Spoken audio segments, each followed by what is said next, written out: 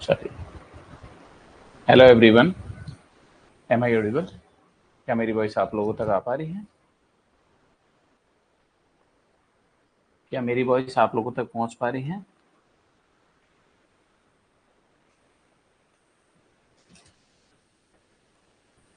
Yes, okay. तो आज हम कुछ डिस्कस करने वाले हैं। हमारा जो टॉपिक है, आज का जो टॉपिक है, जो हम मेनली डिस्कस करेंगे, वो हमारा रहेगा risk conditions related to pregnancy. Very good evening. तो क्या रिस्क हो सकते हैं एक प्रेगनेंसी के अंदर, उनके बारे में हम डिस्कस करेंगे। और कुछ रिस्क ऐसे रहेंगे जिनके बारे में हम थोड़ा पहले, मैं आपको चैप्टर को स्टार्ट करने से पहले आपको कुछ इसका परफॉर्मा बताता हूँ कि क्या क्या चीजें हम देखेंगे इसमें। देखिए बच्चा, इसमें हम देखेंगे एनीमिया की कंडीशंस, जो मैं आपको ऑलरेडी पढ़ा चुका हूँ। एनीमिया में अलग अलग प्रोग्राम के अकॉर्डिंग भी बता चुका हूँ कि एनीमिया क्या होता है, महिला क्या क्या सफर कर सकती है। मैं आपको बताने वाला हूँ कौन कौन सी कंडीशन है जो महिला को दिक्कत करेंगी। मैंने कहा एक कंडीशन होती है बच्चा एनीमिया। हमारे इंडिया में एनीमिया तब कहा जाता है जब एक प्रेग्नेंट वुमेन का 11 ग्राम पर डीएल से नीचे अगर हीमोग्लोबिन का काउंट ड्यूरिंग प्रेगनेंसी, अगर ड्यूरिंग प्रेगनेंसी, अगर प्रेगनेंसी के दौरान बच्चा, अगर प्रेगनेंसी के दौरान अगर महिला का हीमोग्लोबिन का काउंट अगर लेस देन है 11 ग्राम पर डीएल से, तो इस कंडीशन को हम क्या कहते हैं? एनीमिया कहते हैं ड्यूरिंग प्रेगनेंसी। ये भी एक महिला के अंदर प्रॉब्लम का विषय होता है, उस महिला में दिक्कत हो सकती है। तो ये बात आपको याद होनी चाहिए। मैंने कहा एनीमिया, नॉर्मल एनीमिया क्यों होता है? मैंने कहा अगर फिजियोलॉजिकल एनीमिया जो कहते हैं वो हीमोडाइल्यूशन की वजह से होता है।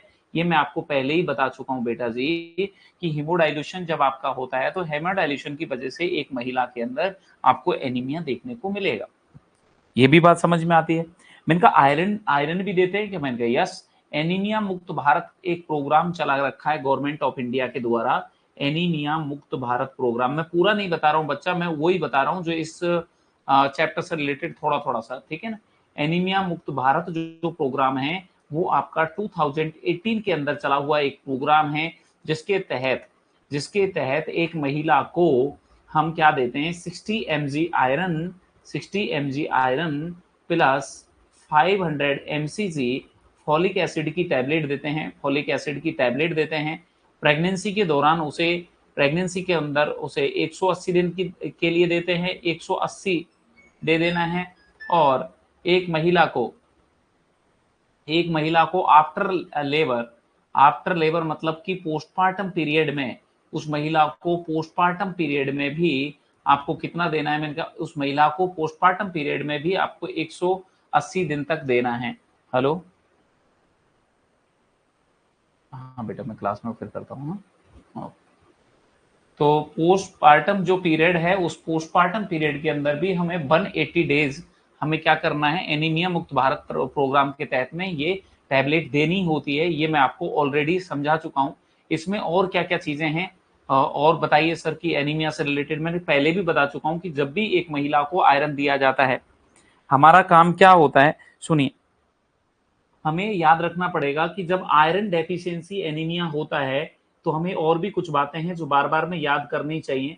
आयरन डेफिशिएंसी एनीमिया के अंदर बच्चा, आयरन डेफिशिएंसी एनीमिया के अंदर आपको स्पेशल जो सेल दो देखने को मिलती है वो माइक्रोसाइटिक हाइपोक्रोमिक टाइप की, माइक्रोसाइटिक हाइपोक्रोमिक टाइप की सेल्स देखने को मिलती है। माइक्रोसाइटिक हाइपोक्रोमिक, हाइपोक्रोमिक मतलब क्या होता है इसका? मतलब सेल का जो साइज होता है, साइज ऑफ सेल वो है वो डिक्रीज हो जाता है, साइज ऑफ सेल डिक्रीज हो जाता है।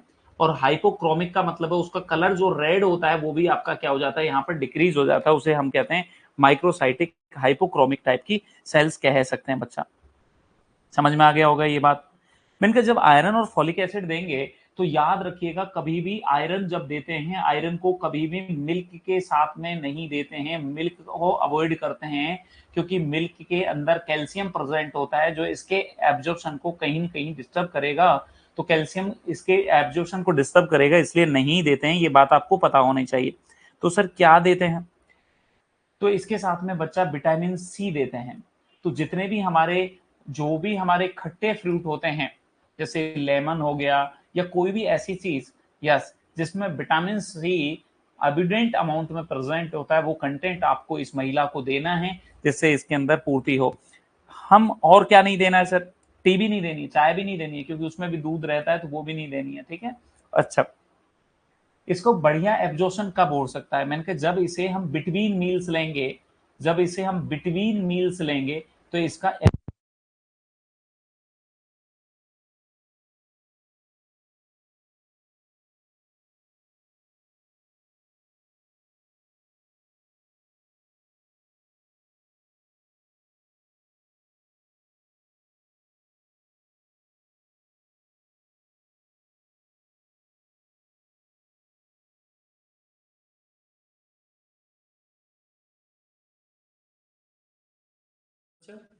क्या मेरी वॉइस आ रही है आप लोगों तक? क्या मेरी वॉइस आप लोगों तक आ पा रही है? जल्दी बोलिए एक बार, अगर मेरी वॉइस आप लोगों तक आ पा रही है। Yes, okay. मैंने कहा इसे आपको बिटवीन मील्स लेना चाहिए। क्लियर है? अच्छा, हायर आयरन के साथ में जो भी कंटेंट हो सकते हैं वो देना चाहिए आपको। अब आ रही है सर, ओके। जो भी और कंटेंट है वो आप जो दे सकते हैं आयरन के लिए वो देने चाहिए आपको। आपको स्टूल जो है इसमें गड़बड़ करेगा ये भी आपको पता होना चाहिए। एक होता है बच्चा कार्डियक डिजीज। अगर महिला को कार्डियक डिजीज का एक क्वेश्चन पूछा जाता है, महिला को कार्डियक डिजीज है तो क्या होगा ड्यूरिंग द प्रेगनेंसी? अगर महिला जो है प्रेगनेंसी प्रेगनेंसी हो जाती है, प्रेगनेंसी तो होनी है, समझ में आ रहा है, क्योंकि उसका वॉल्यूम जो है वो गड़बड़ करेगा। तो अब अगर मैं बात करूं बेटा, तो इसके अंदर हमें क्या करना है? हमें जो कार्डियक डिजीज अगर किसी महिला को है तो हम प्रेगनेंसी को कैसे मैनेज करेंगे, this is our main goal. कि हम अगर कोई महिला है जो कार्डियक डिजीज से सफर कर रही है तो हम क्या कर सकते हैं, वो इंपॉर्टेंट है। मैंने कहा बेटा जी अगर कोई महिला कार्डियक डिजीज के साथ में होती है तो हम इसमें क्या करते हैं, इसको हम डिवाइड करते हैं। क्या डिवाइड करते हैं? मैंने कहा हम इसको मैटरनल जब कार्डियक डिजीज है तो हम उसे डिवाइड कर लेते हैं। और कितने भागों में डिवाइड करते हैं? तो इसे 3 भागों में कार्डियक डिजीज को हम इम्पैक्ट के आधार पर 3 भागों में डिवाइड करके इसकी स्टडी की जाती है। ये बात आपको ध्यान होनी चाहिए। कितने भागों में डिवाइड करते हैं जब एक महिला कार्डियक डिजीज से सफर कर रही होती है? तो जब एक महिला कार्डियक डिजीज से सफर करेगी तो उस महिला को हम 3 भागों में डिवाइड करेंगे। और कार्डियक डिजीज को या हार्ट डिजीज को हम 3 भागों में मोस्टली डिवाइड करते हैं। ये बात हमें बिल्कुल अच्छे से पता होना चाहिए। कितने भागों में? सॉरी, 3 नहीं 4। हम जो है पेशेंट को कितने क्लासिफिकेशन करेंगे? क्लासिफिकेशन करेंगे यहाँ पर हार्ट डिजीज का। और वो क्लासिफिकेशन हम जो करेंगे वो कितने भागों में बांटेंगे बच्चा? 4 टाइप में आपके हार्ट डिजीज को, डिसऑर्डर को डिवाइड कर दिया जाता है जब एक महिला प्रेगनेंसी के अंदर होती है। ये बात आपको पता होना चाहिए। 4, 3 नहीं 4 पार्ट में। मैंने कहा 4 पार्ट कैसे हैं वो बताइए। मैंने कहा मैं बता देता हूँ, बट बच्चा 4 पार्ट कैसे होते हैं? मैंने कहा 4 पार्ट ऐसे होते हैं भाई साहब। 4 पार्ट कैसे रहेंगे? मैंने कहा पहला जो पार्ट है, पहले जो लोग हैं वो लोग हैं, वो महिलाएं हैं जो अनकॉम्प्रोमाइज हैं, जिनको कोई दिक्कत नहीं है, प्रॉब्लम उनको कार्डियक डिजीज तो थी बट अनकॉम्प्रोमाइज्ड है। मतलब उनको किसी भी तरह का कोई साइन सिम्टम नहीं, कोई फिजिकल एक्टिविटी में कोई दिक्कत नहीं है, एसिम्टोमेटिक। अल्टीमेटली मैं कहना चाहूं तो ऐसी महिलाएं जो कि एसिम्टोमेटिक हैं, ऐसी महिलाएं जो कि एसिम्टोमेटिक हैं। ये क्वेश्चन बार बार में एग्जामिनर पूछ सकता है आप लोगों से। तो जब आप लोगों से पूछे तो उससे बढ़िया है कि आप जो है इसे तैयार रखें। मैंने कहा इसे आप जो है बार बार तैयार रखेंगे तो this is a very important thing, जो तुम्हारे लिए एक बढ़िया चीज बन सकती है कि तुम्हें कैसे आंसर करना है ये तुम्हें आना चाहिए बच्चा।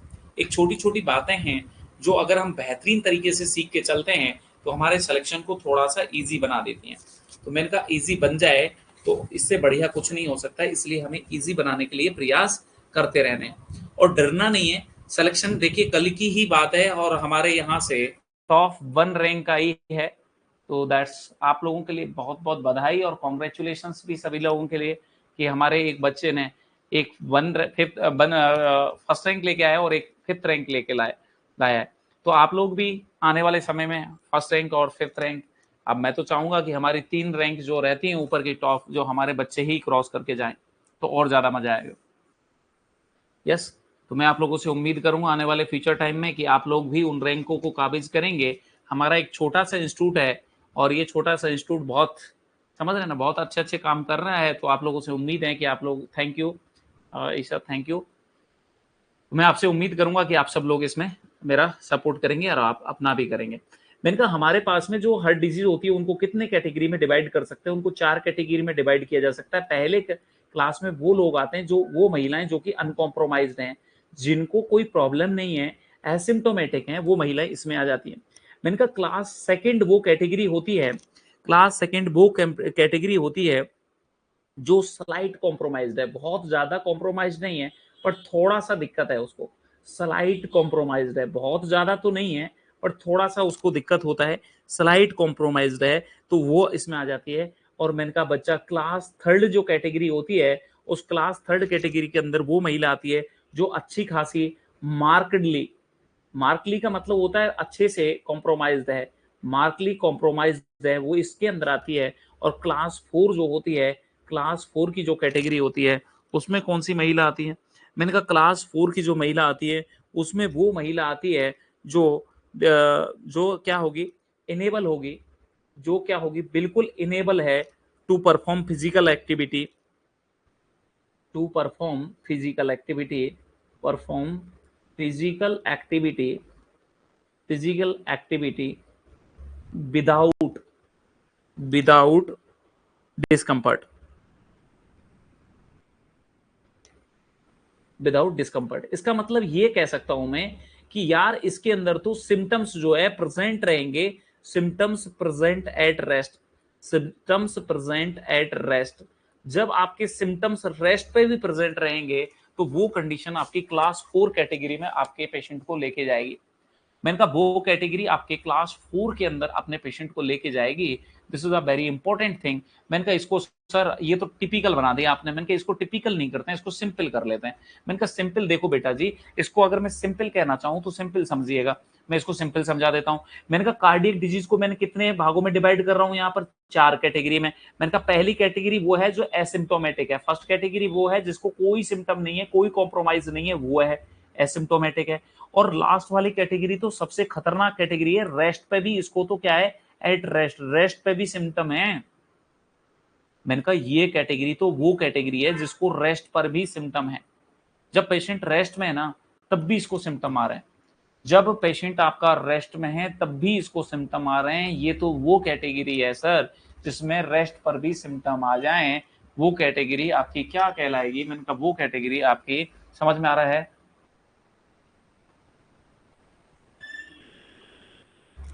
वो कैटेगरी आपकी फोर्थ कैटेगरी कहलाती है। अब बची दो, जो स्लाइट और मार्क्ड।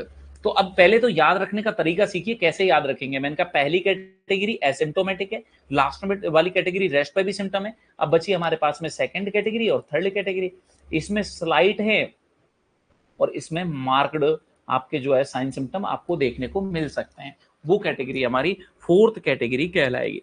क्या मेरी बात समझ में आ रहा है बच्चा? बट जो स्लाइट रहेगी उसमें कंफर्टेबल हो जाएगा पेशेंट रेस्ट पर, पेशेंट जो है वो कैसा फील करेगा, कंफर्टेबल करेगा रेस्ट। समझे, दोनों ही कंडीशन में वो रेस्ट पर जो है कंफर्टेबल फील कर लेगा। ये बात आपको समझ में आनी चाहिए। जब भी कोई पेशेंट आए आपके पास में, जब भी कोई पेशेंट आता है तो ऐसे पेशेंट को हमेशा याद रखिएगा। जब भी हार्ट की डिजीज, हम इनको डिटेलिंग में तो कहां पढ़ेंगे, अभी मैं इसको बहुत ज्यादा डिटेल में लेके नहीं जाऊंगा, हर चैप्टर को मैं बहुत ज्यादा डिटेल में इसलिए नहीं लेके जाऊंगा, अगर मैं बहुत ज्यादा डिटेल में ले गया तो फिर हम जो है चैप्टर को कंप्लीट ही नहीं कर पाएंगे। ठीक है, तो मेन जो इसकी जो मेन थ्योरी है वो तो हम क्लास में डिस्कस करेंगे। ये हमारा एनक्लेक्स का सेशन है, तो एनक्लेक्स में सेशन में जितना हमें जरूरी लगता है उतना मैं कोशिश करूंगा कि उतना एलोबरेट करूं, ज्यादा एलोबरेट करने का प्रयास नहीं करूंगा। समझ गए ना मेरे बच्चा? तो ये बात याद रखिएगा। तो शायद मेरे हिसाब से आपको समझ में आ गया होगा क्लास फोर क्या है। मैंने कहा देखो भाई, कोई भी व्यक्ति जब हाइपरटेंशन से सफर करे, कार्डियक डिजीज से सफर करे, सोडियम रेस्ट्रिक्टिव डाइट दी जाती है, सोडियम कम देना है, लो सोडियम डाइट देनी है। समझ में आ रहा है क्या? लो सोडियम, सोडियम को पूरी तरीके से बंद नहीं करना है, क्योंकि अगर पूरी तरीके से आपने सोडियम बंद कर दिया तो बच्चा डेवलप कैसे होगा, तो बच्चा डेवलप कैसे होगा?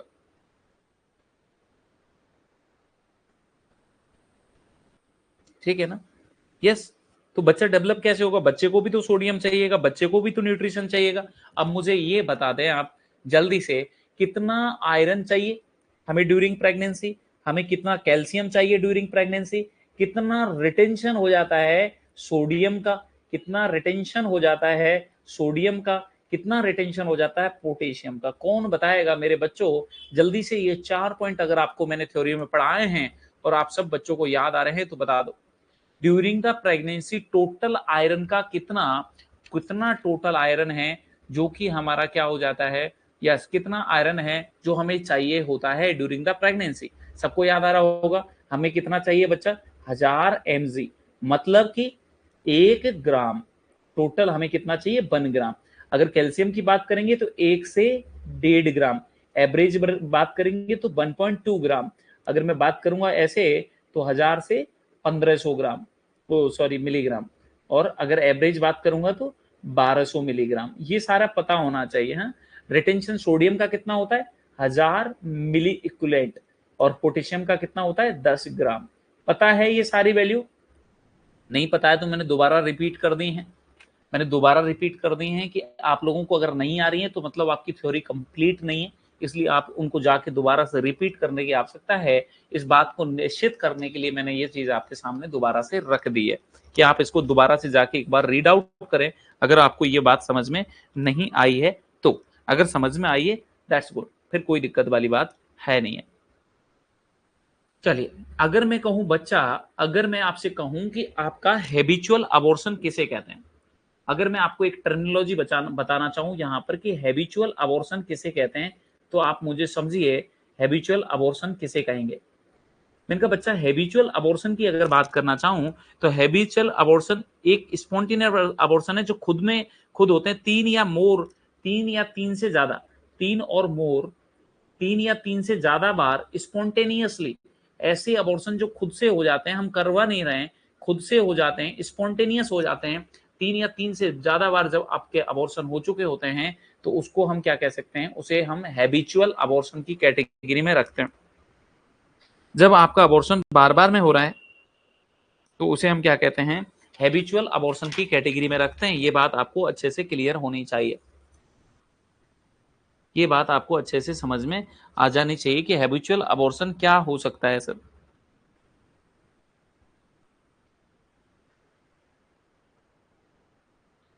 अगला क्वेश्चन, अगले क्वेश्चन मैं देखो इसको शॉर्ट शॉर्ट में जो इंपॉर्टेंट इंपॉर्टेंट चीजें वही एक्सप्लेन करके निकल रहा हूं, तो घबराइएगा मत, समझ रहे हैं ना मेरी बात को, इतना टेंशन में नहीं आएंगे, ठीक है ना।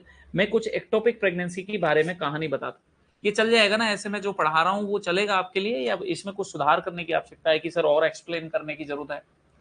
इतने से आपका काम चलेगा या मुझे और एक्सप्लेन करने की आवश्यकता है? मैं एक्सप्लेन इसलिए नहीं कर रहा हूं ज्यादा कि आपकी मेन क्लास में पूरा एक्सप्लेनेशन मिलेगा ही, और कुछ टॉपिकों का मिल चुका होगा, कुछ का मिल जाएगा, तो घबराने की आवश्यकता है नहीं।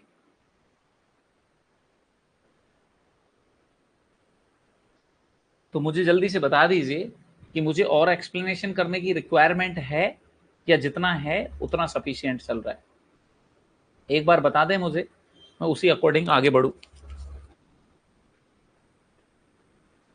अगर सफिशिएंट है तो मैं आगे बढ़ जाऊं, अगर और एक्सप्लेन करना है सफिशिएंट है, ओके चलिए, बाकी सब लोगों के लिए सफिशिएंट है, ठीक है। चलिए मेरी बात सुनिए बच्चा, ठीक है, गुड। मैंने कहा एक्टोपिक प्रेगनेंसी की कुछ बातें जो मैं आपको समझाना चाहूंगा, वो सबको पता है कि एक्टोपिक प्रेगनेंसी क्या होती है, कैसे होती है, वो सारी बातें हम बाद में करेंगे। जब एक्टोपिक प्रेगनेंसी होती है तो सबसे बड़ी बात ये होती है कि सर जी एक्टोपिक प्रेगनेंसी में जो ब्लीडिंग आती है, सुनिएगा मेरी बात को, एक्टोपिक प्रेगनेंसी में जो ब्लीडिंग आती है, वो ब्लीडिंग जो आती है वो डार्क रेड या ब्राउन कलर की होती है। एक्टोपिक प्रेगनेंसी में जो ब्लीडिंग आती है वो कैसी होती है? मैंने कहा ये आपकी डार्क रेड और ब्राउन कलर की होती है, या तो डार्क रेड होती है या फिर कैसी होती है बच्चा? ये डार्क रेड और ब्राउन कलर की जो है आपकी ब्लीडिंग आती है। मैंने कहा ठीक, अगर ये रप्चर होता है, ब्लीडिंग आती है तो ठीक बात सर, बट अगर एक्टोपिक प्रेगनेंसी रप्चर हो जाए, अगर एक्टोपिक प्रेगनेंसी रप्चर होती है तो आपका जो पेन होता ही है, और ये पेन जो है सर जी, ये आपका रेफर्ड पेन जो होता है वो शोल्डर को जाएगा। रेफर्ड पेन जो है, इसका जो रेफर्ड पेन होता है वो कहां पर जाएगा? पेन जो जाएगा वो शोल्डर को जाएगा। This is a very important thing जो आपको पता होनी चाहिए कि इसका रेफर्ड पेन होता है, वो मैं आपको समझाना चाह रहा था। आपको पता होना चाहिए कि यहाँ पर जब एक्टोपिक प्रेगनेंसी जो है, एक्टोपिक प्रेगनेंसी जब आपकी रप्चर होती है तो पेन तो होना है, और जब एक्टोपिक प्रेगनेंसी रप्चर होगी तो इसका जो पेन होता है वो कहाँ जाता है सर?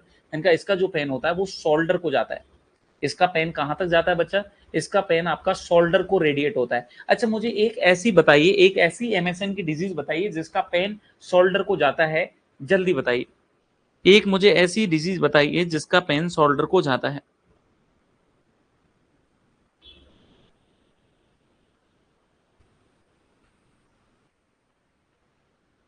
जल्दी बताइए, ऐसी बीमारी का नाम बताइए जहां पर, ऐसी डिजीज का नाम बताइए जहां पर आपका पेन शोल्डर को जाता है। जल्दी आंसर करें।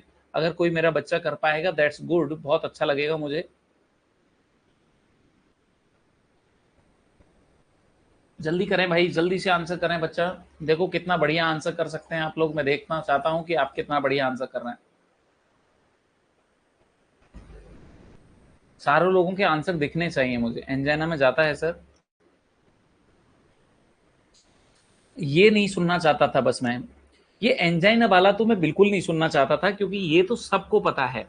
मेरी बात सुने बेटा जी, पेन जो रेफर्ड पेन जो जाता है ना, शोल्डर को जो रेफर्ड पेन जाता है वो दो तरीके से जा सकता है। राइट शोल्डर को भी जा सकता है और लेफ्ट शोल्डर को भी जा सकता है। सब दुनिया को पता है कि लेफ्ट शोल्डर को पेन तब जाता है जब एंजाइना में कोई दिक्कत होती है।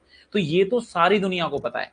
ये तो आप फर्स्ट ईयर के स्टूडेंट को पूछेंगे तो वो भी बताएगा। इसलिए मैं ये एक्सपेक्ट आपसे नहीं कर रहा था कि आप ये बताएं, मैं सुनना चाह रहा था ये। और ये मैं इसलिए सुनना चाह रहा था कि ये जब गॉल ब्लैडर में आपको प्रॉब्लम होती है तो गॉल ब्लैडर का जब पेन होता है वो आपके राइट शोल्डर को रेडिएट होता है। गॉल ब्लैडर का जो पेन होता है वो आपका राइट शोल्डर को जो है आपका क्या होता है, रेफर होता है राइट शोल्डर को।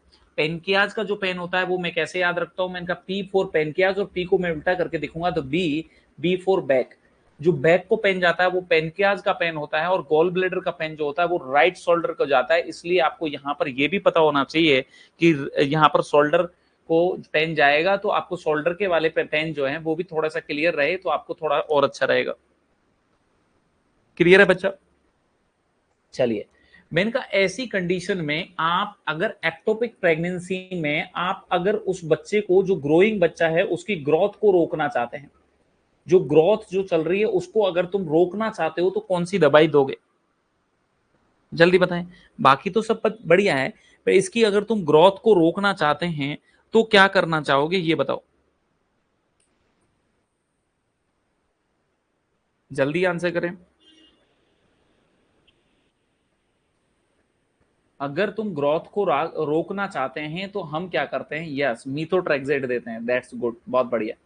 एक हम फॉलिक एसिड का एंटागोनिस्ट दवाई होती है, फॉलिक एसिड की एंटागोनिस्ट दवाई होती है, फॉलिक एसिड एंटागोनिस्ट ले सकते हैं। और फॉलिक एसिड का एंटागोनिस्ट करके एक दवाई आती है और उसका नाम होता है मीथोट्रेक्सेट। मीथोट्रेक्सेट, मीथोट्रेक्सेट करके एक दवाई आती है, उस मीथोट्रेक्सेट को हम दे सकते हैं। और जो ये मीथोट्रेक्सेट आती है इसे ट्रैक्साल के नाम से भी जानते हैं, इसे ट्रैक्साल के नाम से भी जानते हैं। तो दिस इज वेरी इंपॉर्टेंट कि मीथोट्रेक्सेट को कभी ट्रैक्साल के नाम से आ गया तो गड़बड़ करवा सकता है। तो मीथोट्रेक्सेल को ट्रैक्साल के नाम से भी जाना जाता है। और इसको हम उस बच्चे की जो ग्रोइंग फीटस है उसकी उसके अंदर सेल डिवीजन को रोकने के लिए ये दवाई दे सकते हैं। तो एक्टोपिक प्रेगनेंसी में जो बच्चा ग्रो कर रहा है, पहली बात तो एक्टोपिक प्रेगनेंसी में दो तीन क्वेश्चन आप समझ लो कि एक्टोपिक प्रेगनेंसी है, जो एक्टोपिक प्रेगनेंसी में ब्लीडिंग कैसी आएगी? मैंने कहा बच्चा डार्क रेड या ब्राउन कलर की ब्लीडिंग आएगी। डार्क रेड और ब्राउन कलर की यहाँ पर क्या आएगी? आपकी ब्लीडिंग आएगी। पहला क्वेश्चन तो ये क्लियर होना चाहिए। इसका पेन जो है शोल्डर को जाता है, ये भी याद होना चाहिए। एक्टोपिक प्रेगनेंसी में एक हम दवाई दे सकते हैं, ट्रैक्साल करके दवाई दे सकते हैं, जिसे हम क्या कह सकते हैं? मीथोट्रेक्सेट कह सकते हैं। ये दवाई हम यहाँ पर अप्लाई कर सकते हैं। तो ये क्वेश्चन आपका अच्छे से क्लियर हो जाना चाहिए मेरे हिसाब से बच्चा, ठीक है? अच्छा, जब भी डेथ होती है बच्चे की यूट्रस के अंदर, ध्यान से सुनिए, जब आपका मिस्ड अबॉर्शन होता है, जब आपका मिस्ड अबॉर्शन होता है, या मैं कहूं कि फीटस की डेथ हुई है यूट्रस के अंदर, जब फीटस की डेथ हो जाए, foetus death in uterus, uterus के अंदर जब बच्चा आपका खत्म हो जाता है, याद रखिएगा DIC होने के रिस्क बढ़ जाते हैं, डीआईसी के रिस्क ऑफ डीआईसी इंक्रीज हो जाते हैं। डीआईसी क्या होता है? डीआईसी का मतलब होता है डिसेमिनेटेड इंट्रावॉस्कुलर कोगुलेशन। मैंने कहा इसमें क्या होता है, सुनने का प्रयास करिए बच्चा। Disseminated intravascular coagulation, disseminated disseminated intravascular coagulation, disseminated intravascular coagulation. इसका मतलब क्या होता है बच्चा? मैंने कहा इसका मतलब ये होता है increase risk of DIC, DIC के आपके रिस्क बढ़ जाते हैं इसके अंदर। और जब इसके अंदर डीआईसी के रिस्क क्या है, डीआईसी, मैंने कहा डीआईसी में क्या होता है, बहुत ज्यादा रफ्तार के साथ में आपका कोगुलेशन की जो प्रोसेस है वो ज्यादा होती है। अब कोगुलेशन ज्यादा होगी तो क्या होगा? मैंने कहा कोगुलेशन ज्यादा होती है तो कोगुलेशन ज्यादा होने की वजह से बच्चा आपका जो क्लॉटिंग फैक्टर है और आपके क्लॉटिंग फैक्टर्स और आपकी प्लेटलेट्स की कमी हो जाएगी, आपकी क्लॉटिंग फैक्टर्स और आपके प्लेटलेट्स की कमी हो जाएगी। इसलिए इस व्यक्ति या इस महिला के अंदर आपको ब्लीडिंग देखने को मिलेगी। आपको नोज से ब्लीडिंग आ सकती है, जीआई से ब्लीडिंग आ सकती है। जीआई मतलब आपको अल्टीमेटली ब्लीडिंग प्रिकॉशंस लेने की जरूरत पड़ेगी। आपको यहाँ पर ब्लीडिंग प्रिकॉशंस लेने पड़ेंगे जब डीआईसी होता है। और मेरे बच्चों अच्छे से याद रखिएगा, कान खोल के सुन लो कि बच्चा आपका जो ओबीजी के अंदर आप डीआईसी कहाँ कहाँ पढ़ेंगे। ओबीजी के अंदर डीआईसी, स्पेशली डीआईसी के बारे में डिस्कशन कहाँ कहाँ आता है, कौन बताएगा मेरा बच्चा? एक तो मैंने बता दिया कि आपका जो है मिस्ड अबॉर्शन कहूँ या death of the foetus in the utero कहूँ, death of the fetus, death of fetus in utero कहूं या मिस्ड अबॉर्शन कहूं, फीटस इन यूट्रो कहूं। एक कंडीशन तो ये हो सकती है, या इसी को मैं कह सकता हूं कि मिस्ड अबॉर्शन। और दूसरी कंडीशन कोई मुझे बताएगा तो बढ़िया हो जाए काम। यस, कौन बताएगा मुझे दूसरी कंडीशन हमें कहां देखने को मिल सकती है?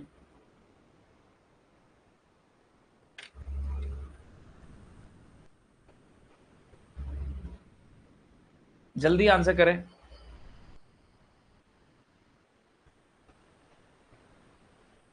कौन बता सकता है? थोड़ा सोच के बताने का प्रयास करिएगा तो मजा आएगा। थोड़ा सोच के बताने का प्रयास करेंगे, अच्छा लगेगा मुझे। जल्दी से आंसर करने का नहीं आता तो नो लिखना है बच्चा। Very good, abruptio placenta, that's good, बहुत बढ़िया आंसर था। अब्रूप्सो प्लेसेंटा, अब्रूप्सियो प्लेसेंटा, वहां पर भी आपके रिस्क रहते हैं डीआईसी होने के, डिसेमिनेटेड इंट्रावॉस्कुलर कोगुलेशन के। दिमाग लगाइए बच्चा। मैंने कहा डीआईसी होने के रिस्क आपकी पूरी ओबीजी के अंदर जब भी पढ़ते हो तो death of the foetus in the uterus, जब यूट्रस में बच्चे की डेथ हो जाती है, मिस्ड अबॉर्शन हो जाता है, तब होते हैं। और एक अब्रूप्सो प्लेसेंटा जो कंडीशन होती है वहां पर भी आपके इसके रिस्क बढ़े हुए रहते हैं, ये याद रहना चाहिए। अच्छा, मैंने कहा एक बात मुझे बताइए, ये ब्रेस्ट फीडिंग का गड़बड़ क्या है? ये ब्रेस्ट फीडिंग जो है ना, कौन सी डिजीज में करवाते हैं, कौन सी में नहीं करवाते हैं, ये बड़ा कंफ्यूजन चलता रहता है। जो माँ को जब इन्फेक्शन होता है तो कौन सी डिजीज में आपको करवानी है या नहीं करवानी है, ये बात बड़ा कंफ्यूजन का विषय आता है। तो मैंने कहा इसको भी हम देख लेते हैं। मैंने कहा बताओ सर इसको कैसे देखें? मैंने कहा इसको कैसे देखें, सुनना मेरी बात। मैंने कहा मेरे बच्चों ध्यान से सुन लेना कि yes, IOD intrauterine death, very good. मैंने कहा सुनो बच्चा, ब्रेस्ट फीडिंग, मैंने कहा एक तो कंफ्यूजन आता है हेपेटाइटिस बी में कि हेपेटाइटिस बी वाले अगर माँ हेपेटाइटिस बी से सफर कर रही है तो क्या उसके बच्चे को जो है हम ब्रेस्ट फीडिंग कराएं या नहीं कराएं। एक क्वेश्चन हमारा जो उठता है, एक क्वेश्चन जो हमारा उठता है वो ये उठता है, एक क्वेश्चन हमारा ये उठता है कि भाई साहब एक माँ जो है एचआईवी से सफर कर रही है तो क्या हम बच्चे को ब्रेस्ट फीडिंग कराएं या नहीं कराएं। एक माँ जो है हर्पीज सिंप्लेक्स के इन्फेक्शन से सफर कर रही है, बताओ हम जो बच्चा है उसको ब्रेस्ट फीडिंग कराएं या नहीं कराएं। तो मेरी बात को ध्यान से सुन लो, मेरी बात को बिल्कुल गौर से समझ लो, कभी गलत मत करना क्योंकि बच्चे इसको गड़बड़ करते हैं। ये क्वेश्चन बड़ा कंफ्यूजिंग होता है बेटा। हेपेटाइटिस बी, हेपेटाइटिस बी में हम क्या करते हैं, बच्चे को वैक्सीनेट करने के बाद हम ये कॉन्ट्रा इंडिकेटेड नहीं होती ब्रेस्ट फीडिंग करा, वैक्सीनेशन करना है बच्चे का, आपको पहले बच्चे का वैक्सीनेशन करना है और देन आप ब्रेस्ट फीडिंग करा सकते हैं। अच्छा, जितने भी नोट्स बता रहा हूं ये रटने नहीं है, ये सब आपको जो है ये आपको आप पढ़ने से आ जाएंगे। अगर आप एनक्लेक्स पढ़ेंगे तो भी दिख जाएंगे ये। देखिए बेटा, हर चीज आपकी बुक्स में लिखी होती है, याद रखिएगा। मैंने कहा कोई भी टीचर, कोई भी दुनिया का कोई भी टीचर आउट ऑफ बुक्स नहीं पढ़ाता है, याद रखिएगा।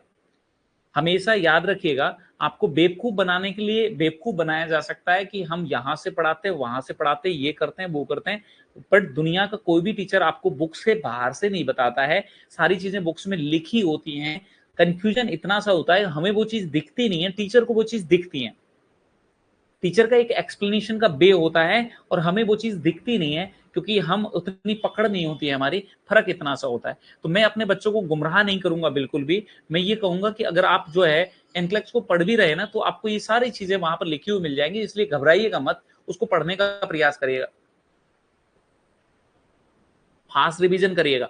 या फिर आप क्या करेंगे, इन चीजों को लेके बैठेंगे तो भी आपको समझ में आ जाएगा, उस पर टिक मार सकते हैं। अननेसेसरी के अपने नोट्सों को ना बढ़ाएं, लिख लिख के नोट्स ना बढ़ाएं। आप अपनी एनक्लेक्स में टिक मार सकते हैं कि सर ने क्या बताया, और वहीं पे लिख सकते हैं छोटा छोटा। अगर आपको कोई चीज ऐसी लग रही है कि वो नहीं देखी लिखी हुई है और कोई चीज लिखनी है, तो आप लिख सकते हैं।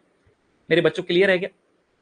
हेपेटाइटिस बी में अगर महिला अगर हेपेटाइटिस बी से सफर कर रही है, तो उसको किसी भी तरह का कोई कॉन्ट्राइंडिकेशन नहीं होता है, वो अपने बच्चे को दूध पिला सकती है। समझ में आ रहा है क्या? बट बच्चे को वैक्सीनेट करना है, और वैक्सीनेट करने के बाद महिला अपने बच्चे को दूध पिला सकती है। सर एचआईवी की कंडीशन, वेरी गुड। एचआईवी में बढ़िया आंसर किया है। किसने आंसर? श्वेता ने बढ़िया आंसर किया है, वेरी गुड। श्वेता ने बढ़िया आंसर किया है कि हेपेटाइटिस एचआईवी के कंडीशन में दो कंडीशन बनती हैं। कंट्री, या तो आपकी कंट्री डेवलप्ड कंट्री है, या तो आपकी कंट्री डेवलप्ड कंट्री है, या आपकी कंट्री डेवलपिंग है। बेटा जी, डेवलपिंग डेवलप्ड होगी तो सारी व्यवस्थाएं होंगी, तो सारी व्यवस्थाएं हैं, तो आपकी ब्रेस्ट फीडिंग जो है वहां पर कॉन्ट्रा इंडिकेटेड होती है। वहां पर आपको बच्चे को ब्रेस्ट फीडिंग नहीं करवाना है, वहां पर आपकी ब्रेस्ट फीडिंग क्या होती है, कॉन्ट्रा इंडिकेटेड मानी जाती है, जब आप कैसी कंट्री में हैं, डेवलप्ड कंट्री में। But we are in the developing country. हमारी इंडिया तो डेवलपिंग कंट्री है, हमारी इंडिया तो डेवलपिंग कंट्री है, इसलिए हमारे यहाँ पर ब्रेस्ट फीडिंग कराई जाती है। ब्रेस्ट फीडिंग जो है वो कॉन्ट्रा इंडिकेटेड नहीं होती है। हम हमारी इंडिया में एक महिला अगर एचआईवी से सफर कर रही है तो भी ब्रेस्ट फीडिंग कराते हैं। बट अगर आप कोई एनक्लेक्स वाली बुक पढ़ते हैं, मेरी बात ध्यान से सुनिएगा, तो वहां पर ब्रेस्ट फीडिंग कॉन्ट्रा इंडिकेटेड मानी जाती है। आप एनक्लेक्स का कभी भी कोई भी क्वेश्चन सॉल्व करेंगे तो वहां पर आपका आंसर कॉन्ट्रा इंडिकेटेड आता है, क्योंकि वो वहां के रेफरेंस में बताता है, हमारे इंडिया के रेफरेंस में नहीं बताता है।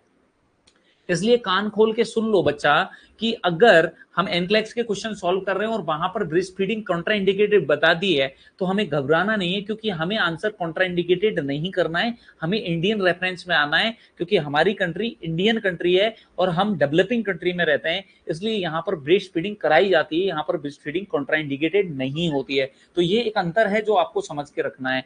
समझ गए बच्चा? तो ये एक अंतर है छोटा सा, जिसको आप जरूर याद रखेंगे।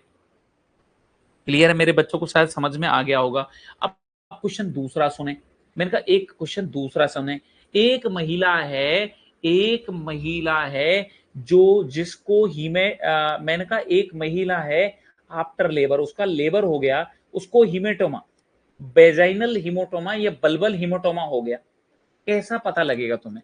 बल्बल हिमेटोमा का तुम्हें कैसे पता लगेगा? जल्दी से मेरे बच्चों, आपका दिमाग लगा के जल्दी से आंसर करेगा। मुझे कैसे पता लगे इस महिला में, इसके बेलवाग एरिया के अंदर हिमेटोमा बन रहा है या नहीं बन रहा है, इस बात का मुझे कैसे पता लगेगा? कौन बताएगा मुझे जल्दी से? मुझे बल्बल हिमेटोमा का कैसे पता लगेगा? जल्दी आंसर करें।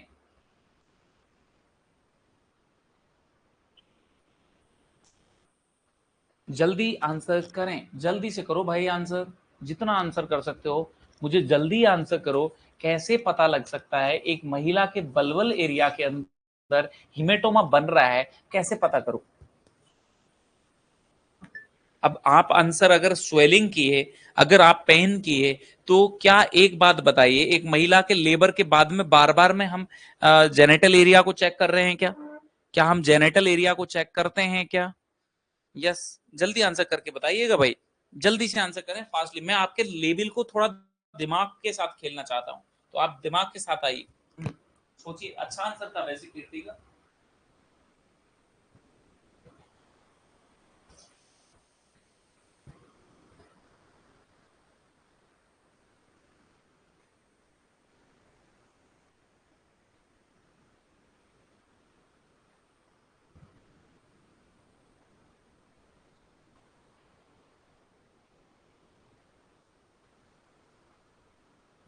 जल्दी करो बच्चा आंसर। कैसे आंसर कर सकते, करने का प्रयास करो ना, तुम अच्छा आंसर कर सकते हो, मुझे भरोसा है आप पर, मेरे बच्चों पर मुझे पूरा भरोसा है, आप अच्छा आंसर ला सकते हो। नहीं आ रहा तो नो लिखो बच्चा। देखो, सुनना मेरी बात। Yes sir, perennial care. नहीं, अब मैं तुम्हें समझाता हूं। देखो भाई, लेबर के बाद में इतना इजी नहीं है। मैंने कहा इजी क्यों नहीं है? देखो भाई, एक बात समझो कि लेबर के बाद में एक दिक्कत रहती है, वो समझना। जैसे इस क्वेश्चन को हम सॉल्व करते समय, जब भी ऐसा क्वेश्चन आएगा ना, हमारे दिमाग में दो चार चीजें दिमाग में घूमनी चाहिए। क्या घूमनी चाहिए? भाई लेबर हुआ है, अब लेबर में क्या होता है, कई बार लेबर या डिलीवरी के दौरान हम एनेस्थेटिक यूज करते हैं। लेबर या डिलीवरी के दौरान अगर हमने एनेस्थेसिया यूज किया है तो इस महिला को पेन नहीं होगा।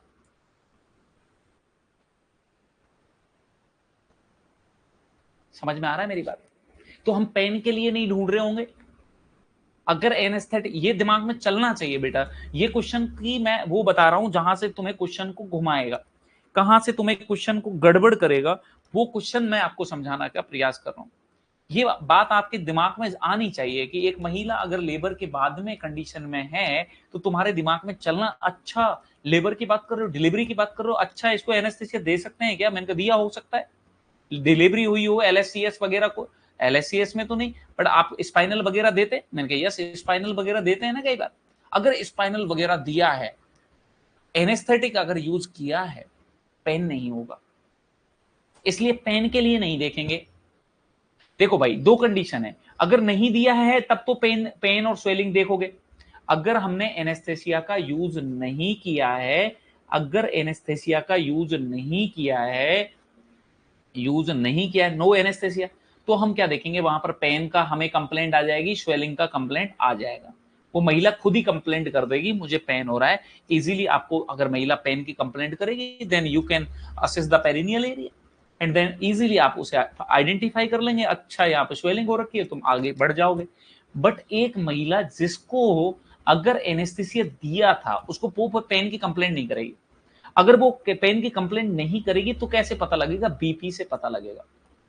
बीपी और हार्ट रेट से पता करते हैं।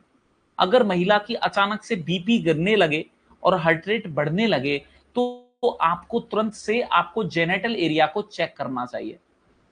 तो तुरंत से आपको जेनेटल एरिया को असेस करना चाहिए। क्यों करना चाहिए? मेरी बात समझ में आ रही है? अगर बीपी गिर रहा है, हार्ट रेट बढ़ रही है, इसका मतलब कहीं कहीं हीमेटोमा हो सकता है। और पेन होगा कि इस महिला को अगर एनेस्थेटिक यूज किया है तो मैंने कहा इस महिला को पेन नहीं होगा भाई। ये बात आपके दिमाग में चलनी चाहिए। जब भी आपसे ऐसा क्वेश्चन आएगा तो आपके दिमाग में दो क्वेश्चन चलने चाहिए। क्या मेरे बच्चों ये आपके दिमाग में चल पाएगा? क्या मेरे बच्चों को ये क्वेश्चन चल पाएगा? आप इस क्वेश्चन को गलत तो नहीं करेंगे? सारे बच्चों को समझ में आ गया मेरी कहानी कि मैं क्या बताना चाह रहा हूं आपको? यस। तो ये बात आपके दिमाग में चलनी चाहिए, ये क्वेश्चन निकालोगे तब आपको समझ में आएंगी। मैंने कहा एचआईवी जो पॉजिटिव मां से कभी भी बच्चा पैदा होता है ना, एचआईवी पॉजिटिव मां से अगर कोई बच्चा पैदा होता है तो उसका कंफर्मेटरी टेस्ट कब तक नहीं होता? उसका कंफर्मेटरी टेस्ट कब करेंगे? उस बच्चे के अंदर, उस बेबी के अंदर एचआईवी का कंफर्मेटरी टेस्ट 18 महीने के बाद ही होता है, 18 महीने तक नहीं होता, 18 महीने के बाद ही होता है। ये बात आप याद रखिएगा। क्यों सर? मैंने कहा भाई 18 महीने तक मां से जो एंटीबॉडी बच्चे में आई होती है ना, वही सर्कुलेट कर रही होती है, तो फॉल्स पॉजिटिव आ जाता है।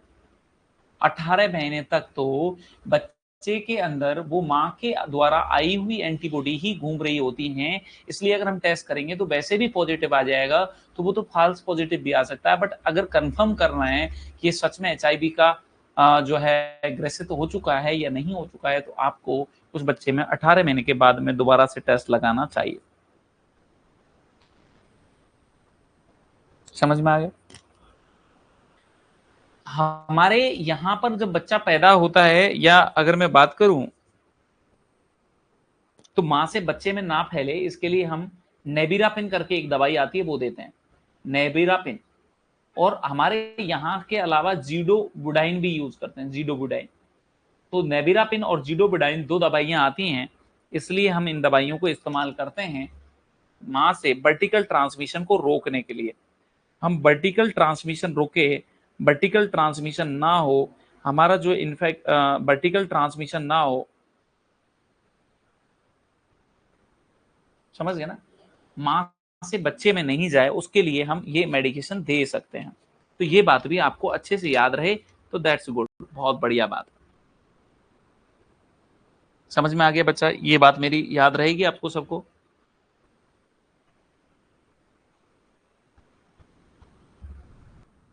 देखिए, अब गैस्ट्रेशनल हाइपरटेंशन जो होता है, पहली बात तो उसको मैं थोड़ा सा समझाने का प्रयास करता हूं गैस्ट्रेशनल हाइपरटेंशन को मेरे बच्चों।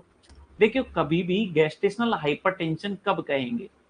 गैस्ट्रेशनल हाइपरटेंशन, ऑलवेज रिमेंबर बच्चा, गैस्ट्रेशनल हाइपरटेंशन तब कहेंगे जब आपका प्रेगनेंसी 12 वीक से 20 वीक के बाद, जब महिला प्रेग्नेंट है और 20 वीक के बाद उसके अंदर हाइपरटेंशन हुआ है।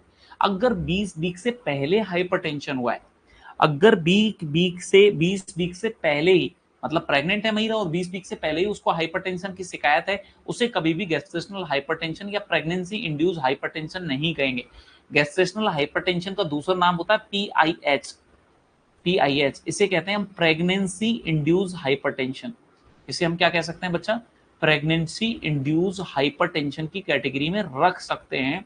ये तभी माना जाएगा जब आपको हाइपरटेंशन 20 वीक के बाद में होगा। अगर 20 वीक से पहले अगर महिला को हाइपरटेंशन है तो this is not known as gestational hypertension, this is known as a normal hypertension. पहली बात समझ में आ गया?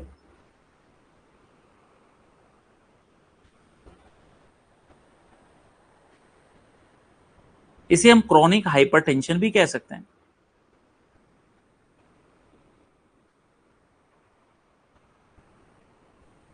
अगर 20 वीक से पहले हो रहा है तो इसे क्रॉनिक हाइपरटेंशन भी बोल सकते हैं in the pregnancy. Chronic hypertension in pregnancy बोल सकते हैं। समझ में आ गया मेरी बात? मेरी बात को समझिएगा, क्वेश्चन को गलत मत करिएगा, क्वेश्चन को गलत ना करें, इसलिए समझने का प्रयास करें। मैं क्या कह रहा हूं, वैसे अगर गैस्ट्रेशनल हाइपरटेंशन बोलना है तो वो तो 20 वीक के बाद ही बोलोगे। अगर 20 वीक से पहले है तो या तो इसे हम नॉर्मल हाइपरटेंशन बोलेंगे। समझ में आ गया? और अगर सर 20 वीक से पहले हो जाए तो या तो जनरल हाइपरटेंशन या फिर उसे हम क्रोनिक हाइपरटेंशन बोल सकते हैं। और अगर क्रोनिक हाइपरटेंशन के साथ अगर प्रोटीन यूरिया हो जाए,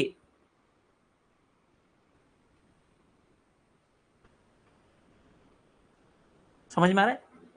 अगर क्रोनिक हाइपरटेंशन तो था ही, इसको अगर अगर इसे हम क्या कहें, अगर इसको जो है क्रोनिक हाइपरटेंशन के साथ में अगर प्रोटीन यूरिया हो जाए, अगर नॉर्मल गेस्टेशनल हाइपरटेंशन के साथ में प्रोटीन यूरिया होता, अगर गेस्टेशनल हाइपरटेंशन के साथ में अगर प्रोटीन यूरिया होता है तो this condition is known as preeclampsia. तो इस कंडीशन को हम क्या कहते हैं? प्री इक्लेम्सिया कहते हैं। तो सर इस कंडीशन को अगर क्रोनिक हाइपरटेंशन के साथ प्रोटीन यूरिया हो जाए तो इस कंडीशन को हम कहते हैं प्री इक्लेम्सिया सुपर इम्पोज्ड। इस कंडीशन को हम कहते हैं pre eclampsia super imposed, super imposed on, super imposed on chronic hypertension. क्या मेरी दोनों डेफिनेशन समझ में आ रही है? मेरी बात समझ में आ रही है बच्चा? मैंने कहा भाई साहब क्रोनिक हाइपरटेंशन है उसके साथ प्रोटीन यूरिया हो गया तो कहलाएगा तो pre eclampsia, but super imposed on chronic hypertension बोलेंगे। वैसे नॉर्मली हम प्री इक्लेम्सिया बोलते हैं अगर गेस्टेशनल हाइपरटेंशन के साथ में होता तो।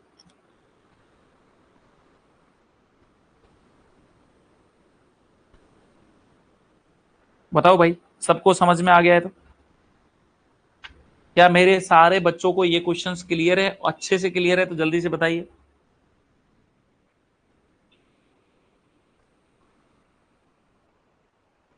जल्दी जल्दी बताते चलो भाई, जिससे हम जो है आगे बढ़ते चलें, क्योंकि मुझे लग रहा है कि हम अगर थ्योरी में ज्यादा टाइम देंगे तो that's not good for us, ये हमारे लिए ज्यादा अच्छा नहीं रहेगा। इसलिए समझें कि हम जो है थोड़ा सा और आगे बढ़े, चीजों को और ज्यादा अच्छा करें। चलिए, मेरे बच्चों को शायद ये समझ में आ गया होगा। चलिए मैं आगे बढ़ता हूं। एक इन्फेक्शन होता है ड्यूरिंग द प्रेगनेंसी, उसको कहते हैं टॉक्सोप्लाज्मोसिस। एक इन्फेक्शन होता है जिसको हम क्या कहते हैं, टॉक्सोप्लाज्मोसिस के नाम से जानते हैं। और टॉक्सोप्लाज्मोसिस क्या होता है सर जी? टॉक्सोप्लाज्मोसिस क्या होता है बताइए।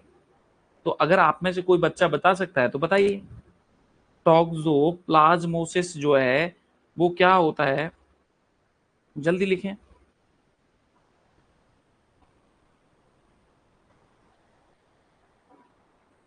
कोई भी बता सकता है तो बता दीजिए, नहीं आता कोई बात नहीं, मैं बताऊंगा।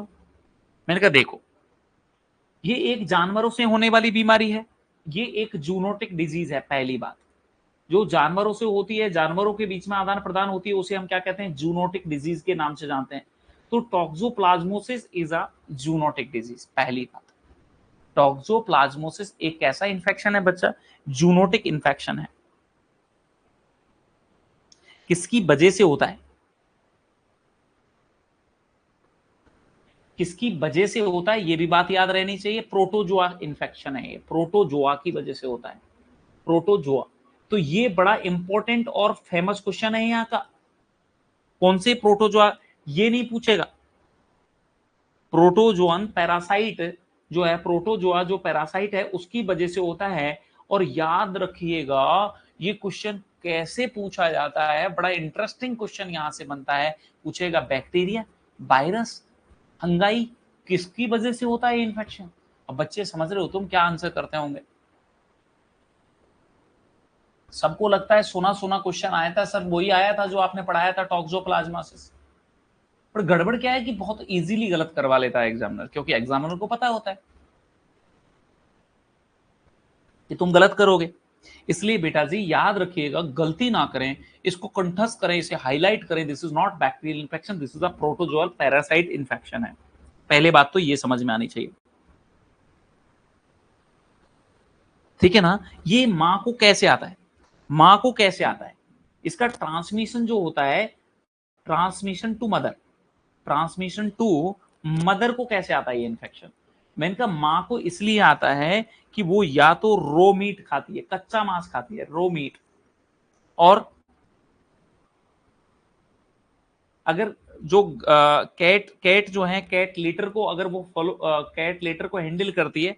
और इन्फेक्टेड कैट, ये ज्यादातर बिल्लियों से आता है, इन्फेक्टेड कैट। सर हमारे इंडिया की बात करें तो हमारे यहाँ पर तो शायद ही कोई जनजाति होती होगी जो शायद कच्चा मांस खाती होगी। और अब जैसे आपने चाइना वाइना देखते होंगे, चाइना वाइना की न्यूज अगर आप देखते होंगे तो वो देखते भी होंगे।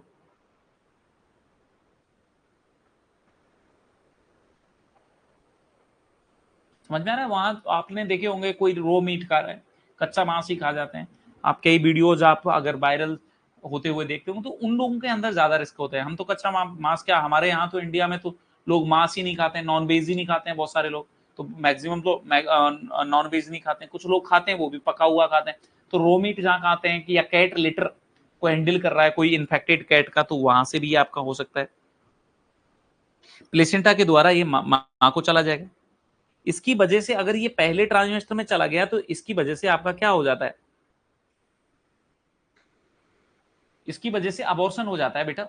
टॉक्सो पे कौन से प्रोटोजोआ की वजह से होता है, तो वो आपका होता है टॉक्सोप्लाज्मा गोंडाई। तो नाम याद रखने की बिल्कुल जरूरत नहीं है, क्योंकि ये तो नाम में छिपा हुआ है, तो एक बार तुम पढ़ भी लोगे तो वैसे भी याद रहेगा टॉक्सोप्लाज्मा गोंडाई। तो वहां तो नाम से वैसे ही दिख जाएगा, तो यहां पर आपको इतना ज्यादा लोड लेने की जरूरत नहीं है कि सर इसे रटें क्या। मैंने कहा बिल्कुल नहीं रटना है। और ये आपका याद रखिएगा, जो मैं आपको इसके बारे में जो हाईलाइटेड पॉइंट बता रहा हूं ना, वो गड़बड़ करेंगे। जो मैं इसके हाईलाइटेड पॉइंट बता रहा हूं बेटा वो गड़बड़ करेंगे। इसलिए बुक्स में लिखा मिल जाएगा, पढ़ लोगे, बट इसके हाईलाइटेड पॉइंट की तरफ नहीं पहुंच पाओगे। इसलिए समझें, ये टॉक्सोप्लाज्मोसिस जो होता है, ये टॉक्सोप्लाज्मोसिस ऑब्लिगेट है इंट्रासेल्यूलर, ऑब्लिगेट इंट्रासेल्यूलर है, ऑब्लिगेट इंट्रासेल्यूलर, ये ऑब्लिगेट इंट्रासेल्यूलर प्रोटोजोअन पैरासाइट है। तो ये जब भी आप पढ़ेंगे ना, तो इसको इसी तरीके से पढ़ेंगे, प्रोटोजोअल पैरासाइट है। तो ये प्रोटोजोअल पैरासाइट तो है बट ऑब्लिगेट इंट्रासेलुलर है, सेल के अंदर ही रह सकता है, बाकी तो ये मर जाएगा। ये बात आपको स्पेशली पता होना चाहिए इसकी, वरना तो गलत हो जाएगा। क्या मेरी बात समझ में आ रही है क्या?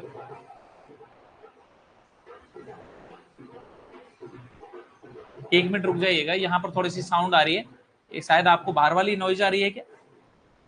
आपको बाहर वाली नॉइज आ रही है या नहीं आ रही है?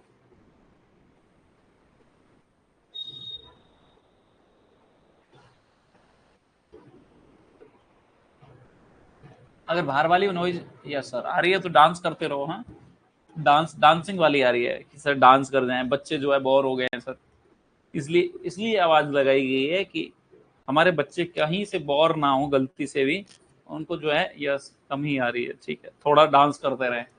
चलिए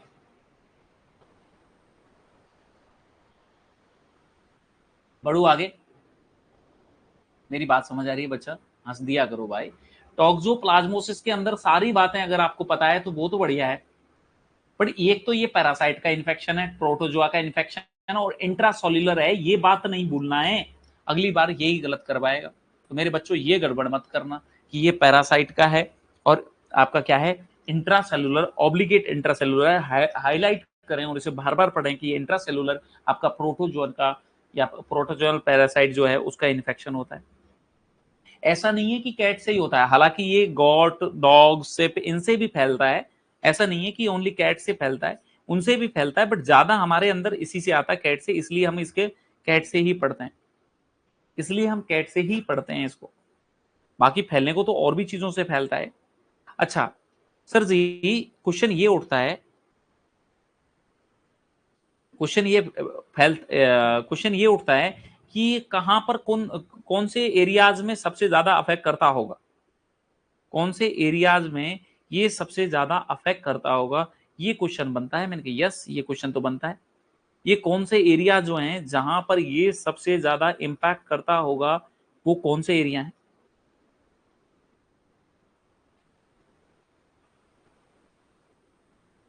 ज्यादातर जहां पर ये ज्यादा प्रेवलेंट होता है, मैंने कहा कहां पर ये प्रेवलेंट होता है, ये ज्यादातर वहां पर प्रेवलेंट होता है, ये ज्यादातर उन एरिया में ज्यादा होता है जो ज्यादा वार्म होते हैं या जहां पर ह्यूमिड क्लाइमेट्स होता है, ह्यूमिड होता है, वार्म और ह्यूमिड एरिया को ज्यादा अफेक्ट करता है, उन एरियाओं में ज्यादा इंपैक्ट करता है।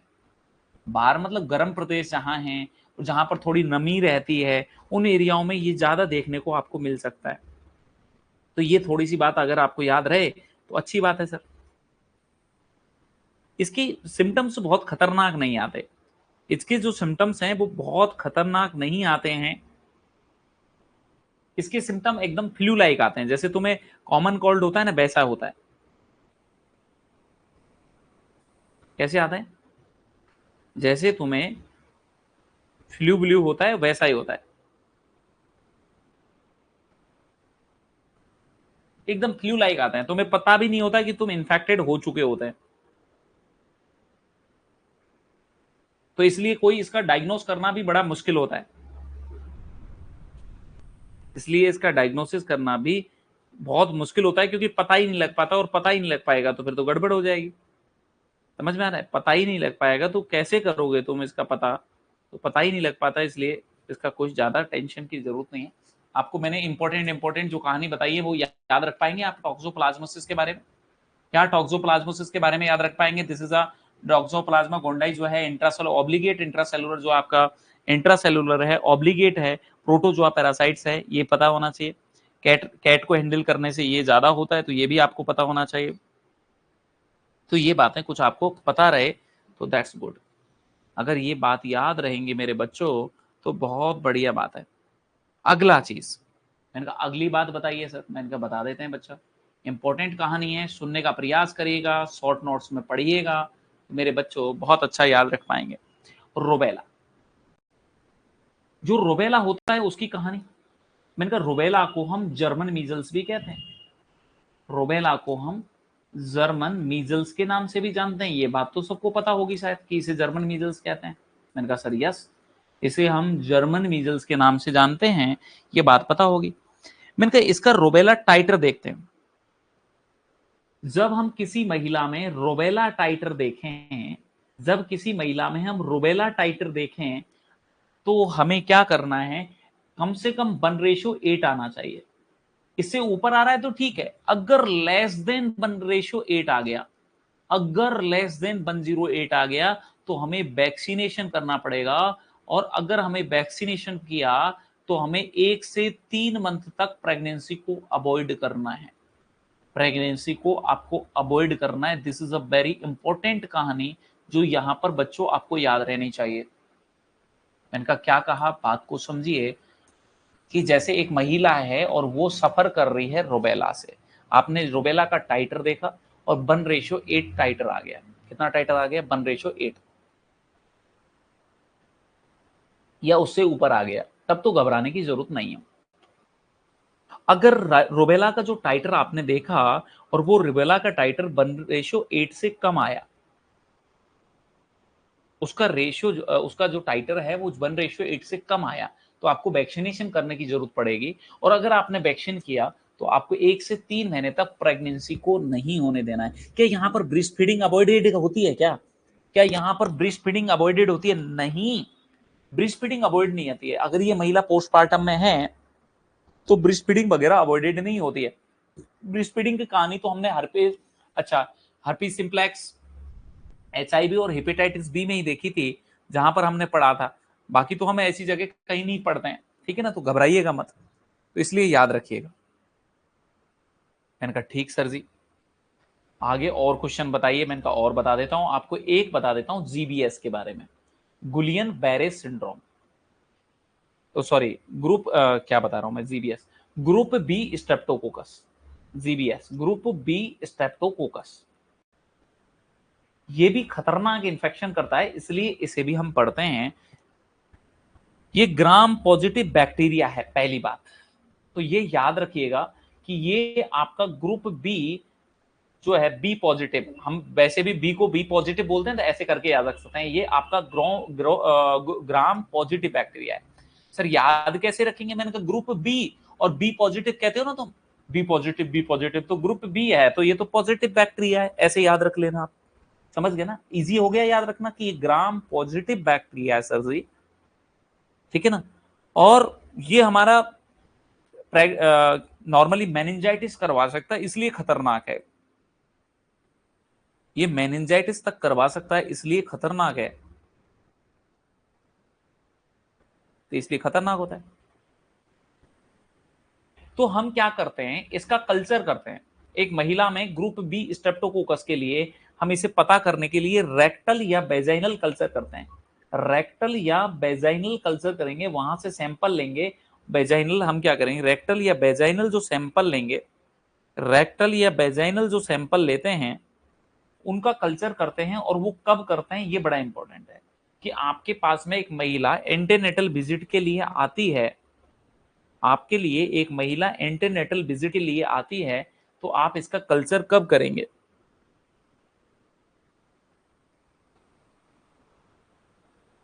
क्यों सर? क्योंकि अगर बच्चा जो है पैदा हो गया और उसको ये चला गया तो फिर गड़बड़ होगा, तो इसका हम कल्चर करते हैं। और कब करते हैं, ये कभी कभार आ जाता है। तो मैंने कहा देखो बेटा जी, मैंने कहा ग्रुप बी का हम, ये G5 जैसा दिख रहा है, तो 5 का मतलब 5 तो होता नहीं है, ये करते हैं 35 से लेके 37 वीक पर, एट द 35 से 37 वीक, 35 से 37 वीक पर हम ग्रुप बी स्ट्रेप्टोकोकस के लिए एक महिला को असिस्ट करते हैं, उसका कल्चर करते हैं, वेजाइनल या रेक्टल कल्चर करवाते हैं, वहां से सैंपल लेते हैं और उसका कल्चर करते हैं और देखते हैं कि ग्रुप बी स्ट्रेप्टोकोकस तो नहीं है। अगर ग्रुप बी स्ट्रेप्टोकोकस महिला को होता है तो उसको दवाई दी जाती है पेनिसिलिन। पेनिसिलिन कौन सी दवाई देंगे? अगर है तो पेनिसिलिन देते हैं। कौन सी देते हैं? पेनिसिलिन देते हैं, ये बात आपको याद रहनी चाहिए। कौन सी दवाई देते हैं भाई साहब, बच्चा? पेनिसिलिन दवाई जो है वो इस महिला को दी जाएगी, ये बात आपको याद रहे तो और अच्छी बात है। अगली कहानी, सिफिलिस। सिफिलिस की कहानी समझेंगे। सिफिलिस,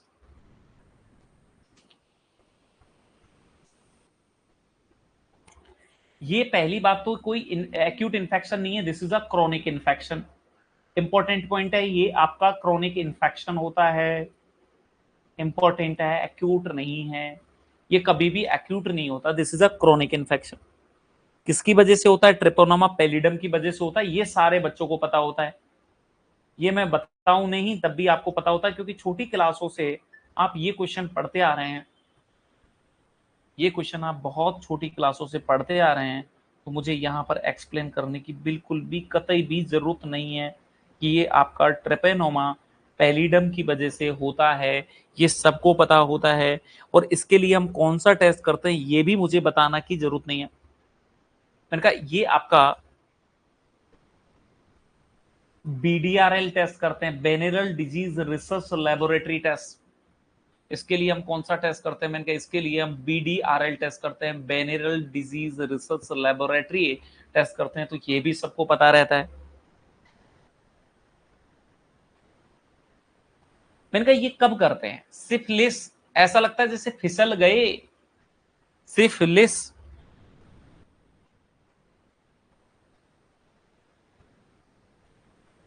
समझ में आ रहा है? सिफिलिस, फिसल गए। और कब फिसलते हैं? पहली बार चेहरा देखा और लोग फिसल जाते हैं, पहली बार में फिसल जाते हैं। सिफिलिस, फिसल गए, ये तो फर्स्ट एंटीनेटल विजिट में ही चेक कर लेते हैं, first contact. First antenatal visit में, जब भी तुम फर्स्ट एंटीनेटल विजिट में जाओगे तभी आप इसके लिए चेक करोगे, चेक और assess for in the first antenatal visit. पहली एंटीनेटल विजिट में ही चेक करना है। ग्रुप बी स्ट्रेप्टोकोकस कब? देखो बेटा, जितने भी क्वेश्चन बता रहा हूं ना, ऐसे कर लेना कि आपको याद आने ही आने चाहिए, आपका ऐसा नहीं होना चाहिए कि आधा अधूरा ज्ञान हो गया, सर आपको याद है नहीं है, फिर मजा नहीं आएगा, समझ गए ना मेरी बात?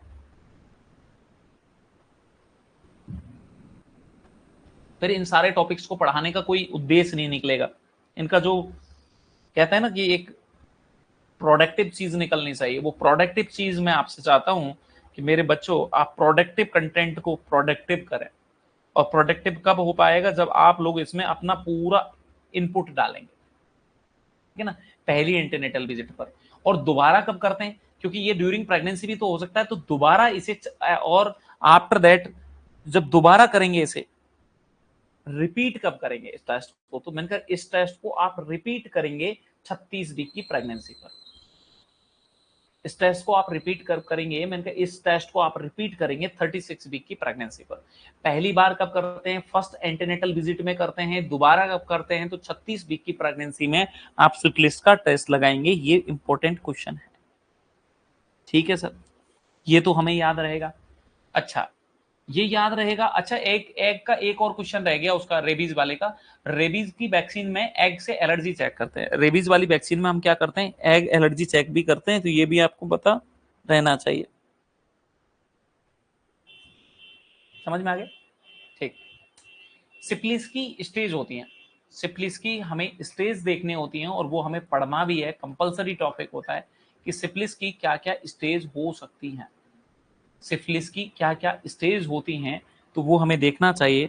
मैंने कहा देख लेते हैं बच्चा, स्टेज ऑफ सिफिलिस। जब किसी को सिफिलिस होता है ना, तो उसको कौन कौन सी स्टेज से गुजरता है पेशेंट?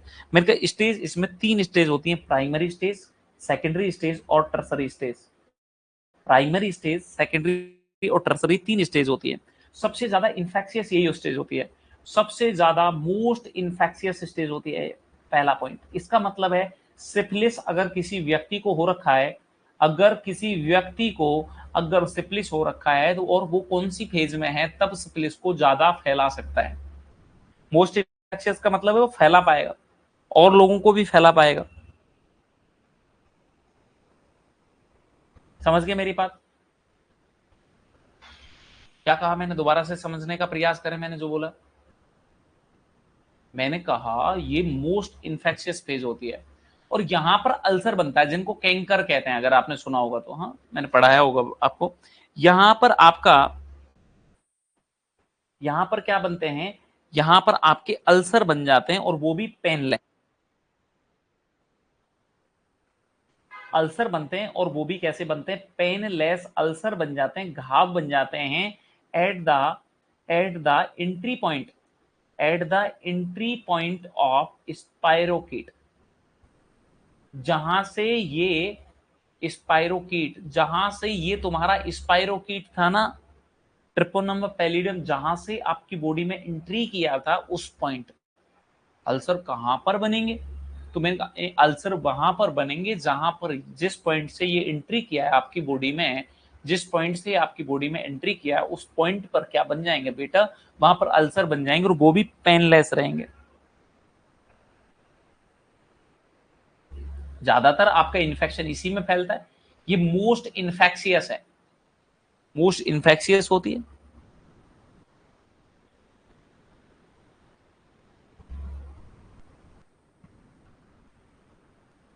समझ में आ गया क्या?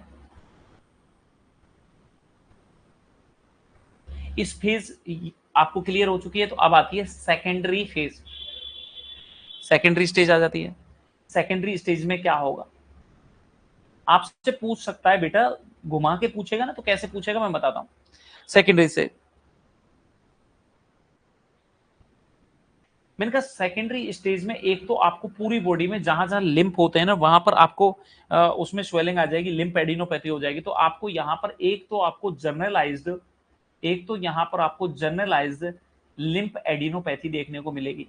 जर्नलाइज्ड लिम्फ एडिनोपैथी आपको देखने को मिलेगी। एक तो आपको यहां पर जर्नलाइज्ड लिम्फ एडिनोपैथी देखने को मिलेगी।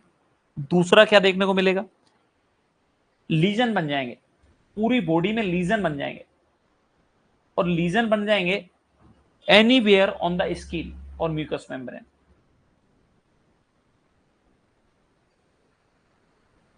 Skin and mucous membrane. पहले तो आपके जो लीजन बने थे वो ओनली, जो लीजन या अल्सर बने थे वो ओनली वहां पर बने थे जहां से एंट्री किया था प्राइमरी फेज में। तो मैंने कहा प्राइमरी फेज में तो लीजन वहां पर बने थे जहां से तुम्हारा जो स्पाइरोकीट था वो एंट्री किया था। क्या मेरी बात समझ में आ रही है?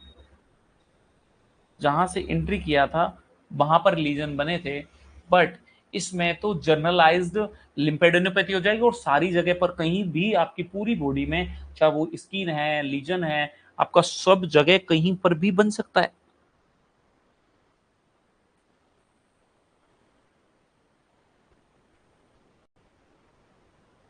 समझ में आ गया? और मैंने कहा जब आपकी लास्ट वाली फेज आएगी टर्सरी फेज, जब आपकी आएगी बच्चा टर्सरी फेज, तो क्या होगा? मैंने कहा बच्चा जब टर्सरी फेज होगी, जब आपकी होगी टर्सरी फेज, तो टर्सरी फेज में क्या होगा? ये इंटर कर जाएगा इंटरनल ऑर्गन के अंदर। अभी तक तो ये स्किन पे ही चल रही थी, inter into the internal organ, and इसके बाद में ये उनका परमानेंट डैमेज कर देगा, उनका नेक्रोसिस कर देगा। खतरनाक स्टेज है।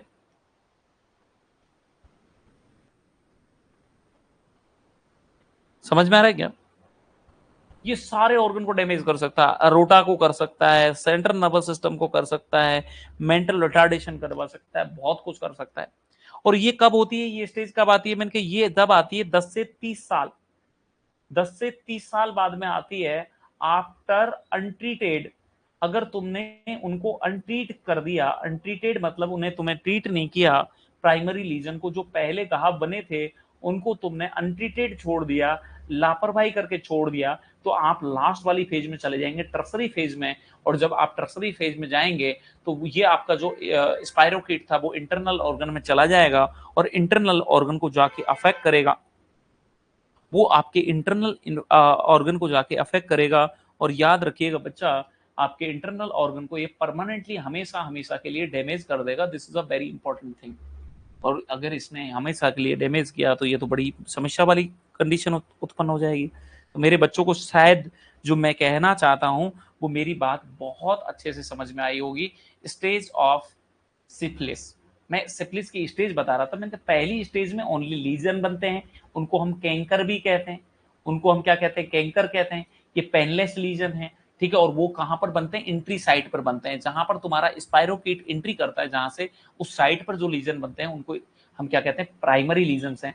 सेकेंडरी जब आएंगे, सेकेंडरी में आपकी पूरी में बॉडी में बन जाएंगे, जनरलाइज लिम्फेडिमा हो जाएगा, और सर लास्ट वाली में तो ये इंटरनल ऑर्गन के अंदर चले जाएंगे और इंटरनल ऑर्गन को डैमेज कर देंगे, और ये तो बड़ी डेंजरस कंडीशन उत्पन्न कर देंगे। सर जी यहाँ पर शायद मेरे बच्चों को ये सारी कहानी आपको समझ में आ चुकी होगी।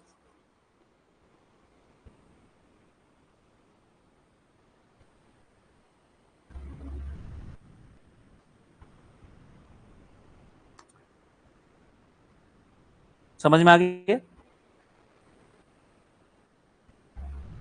क्या मेरे बच्चों को मेरे क्वेश्चंस मैं जो बता रहा हूं बच्चा वो समझ में आ रहा है? क्या सिप्लिस के बारे में आपको सबको समझ में आ गया है?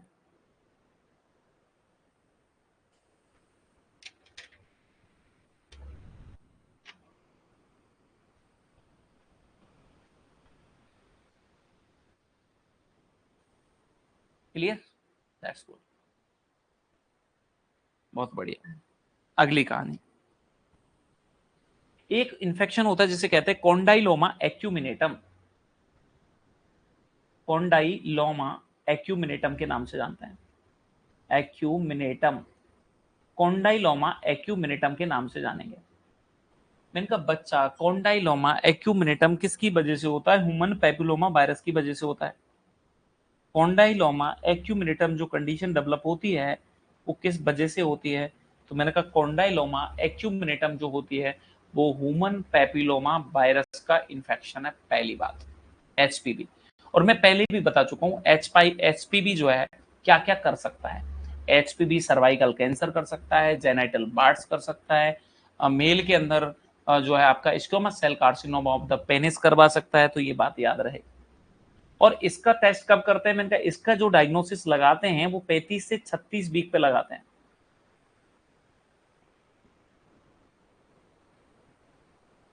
समझ में आ गया? वैसे तो समझिए, मैंने कहा वैसे तो क्या करेंगे, वैसे तो जैसे लीजन बन गए, इसमें घाव बन गए तब कर लेंगे, और 35 से 36 वीक से वीकली करना स्टार्ट कर देते हैं।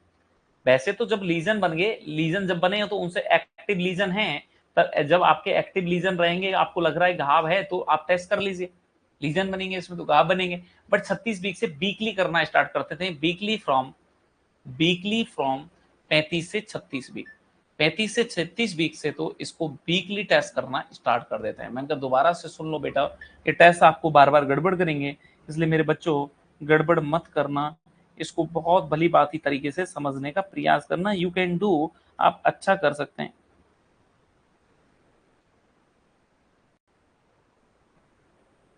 समझ में आ गया?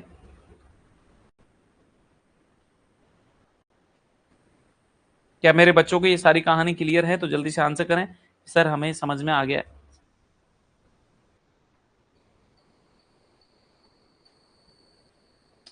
अब मैं आपसे एक क्वेश्चन पूछता हूं, अगर महिला प्रेग्नेंट है तो क्या हम उसमें टीबी के लिए मोन्टेक्स टेस्ट लगा सकते हैं क्या? क्या हम एक महिला प्रेग्नेंट है तो क्या मोन्टेक्स टेस्ट सेफ रहता है प्रेगनेंसी के दौरान या नहीं रहता है? इतनी सी बात मुझे बता दें। क्या ड्यूरिंग प्रेगनेंसी जो टेस्ट आपका रहता है जिसे हम मोन्टेक्स टेस्ट कहते हैं वो आपका सेफ रहता है या नहीं रहता है? This is a important question, क्योंकि असर्शन बेस्ड क्वेश्चन में आता है तो आपसे पूछ सकता है। मैंने कहा सेफ रहता है, घबराने की जरूरत नहीं है, कोई दिक्कत का विषय नहीं है, बिल्कुल सेफ है ये टेस्ट, बिल्कुल सेफ रहता है ये टेस्ट, इसमें आपको घबराने की आवश्यकता नहीं है। मेरे बच्चों, शायद जो मैंने अभी आपको समझाने का प्रयास किया है, मैं थोड़ा सा इसमें थ्योरेटिकली आ गया था, मैं थोड़ा सा इसमें थ्योरेटिकली चीजों पे आ गया था, क्वेश्चन सेशन को छोड़ के थ्योरी पे आ गया था। तो मेरे बच्चों, मैंने अभी इस सेशन को मैंने अभी थ्योरी में कन्वर्ट कर लिया था, और थ्योरी में आपको कुछ चीजें जो इंपॉर्टेंट चीजें थी जो मैंने हाईलाइट की हैं उन पे आप हाईलाइट करेंगे अपनी बुक्स के अंदर, और बार बार में जब भी आप ओबीजी की बातें करेंगे तो ओबीजी में जब आप रिवीजन करेंगे तो शायद मुझे लगता है कि जो मैंने आपको हाईलाइटेड की हैं चीजें उन पे आपकी नजर होनी चाहिए, बाकी चीजों को नहीं भी पढ़ोगे चलेगा, इस चीज को जो हाईलाइटेड चीजें है उसको आपको जरूर देखनी है। ठीक है, चलिए, अभी इतना समय नहीं है क्योंकि ऑलरेडी हमारे पास में समय का बड़ा इश्यू है, तो अभी समय नहीं है, इसलिए मैं आफ्टर क्लास आज की जो क्लास होगी उस क्लास के बाद में इसके इस सेशन के जो क्वेश्चंस रहेंगे वो सारे क्वेश्चंस मैं सॉल्व करवा दूंगा। वैसे तो मैं ये सोच के आया था कि मैं क्वेश्चन करवाऊंगा, बट अभी क्वेश्चन नहीं हो पाएंगे क्योंकि हमारे पास समय नहीं है, टाइम चाहिएगा, और अगर मैं पूरा समय दे दूंगा तो फिर क्लास करवाना थोड़ा मुश्किल हो जाएगा मेन क्लास को, इसलिए अभी नहीं लेके मेन क्लास के बाद में जो है इसका मैं क्वेश्चन आज ही करवाऊंगा, तो आप मेन क्लास के बाद में तैयार रहिएगा, ठीक है। चलिए, थैंक यू सो मच। मुझे उम्मीद है आपने सारी क्लास को अच्छे से एंजॉय किया होगा। क्या आप सब लोगों ने इस क्लास को एंजॉय किया? क्या आपको कुछ नया सीखने को मिला? क्या आप चीजों के बारे में थोड़ा सा सोचने की जो पावर है वो बढ़ी आपकी? जल्दी बताइए बच्चा, जल्दी से आंसर करें। क्या आपको सच में मजा आया इस सेशन के बाद? चलिए, दैट्स गुड। चलिए, सभी का वेलकम, और हम मिलेंगे नेक्स्ट सेशन के अंदर। सबको थैंक यू, धन्यवाद।